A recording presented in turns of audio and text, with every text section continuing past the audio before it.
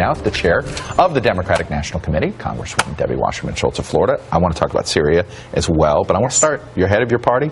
The lesson from Colorado on guns is what?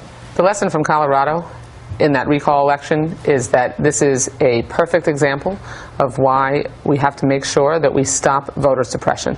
Because, first of all, let's call this what it is. Voter suppression? Oh yeah, most. I mean,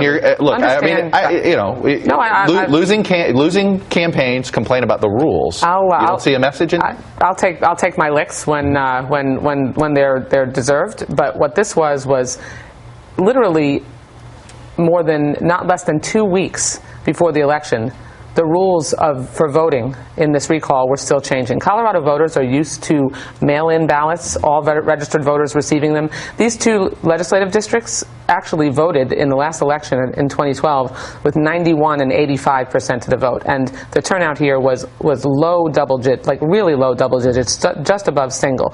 So you had a Secretary of State who was involved in the effort, along with right-wing groups and Republicans, in stopping. There was no mail-in ballot allowed for this recall. They went to court to prevent that. The places that voters could cast their ballot shifted all the way up until 2 weeks before the election.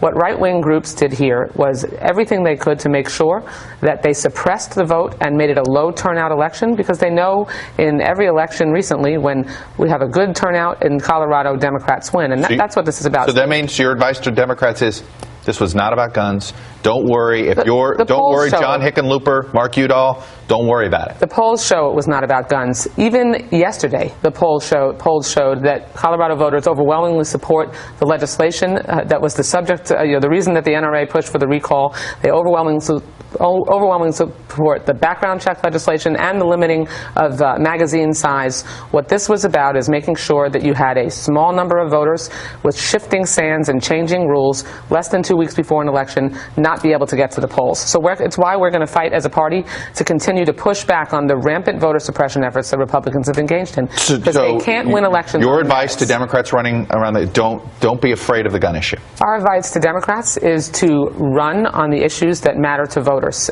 Focus on jobs, focus on fighting for the middle class.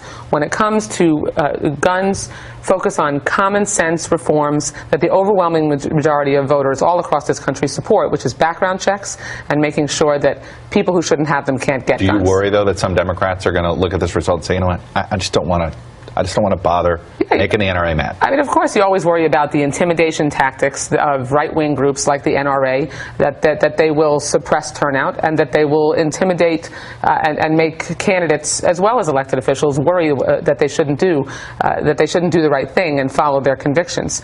But I was proud of those of both state senators. They understood what this was really about, and let's also remember here, the NRA tried to actually shift the entire majority balance in the legislature.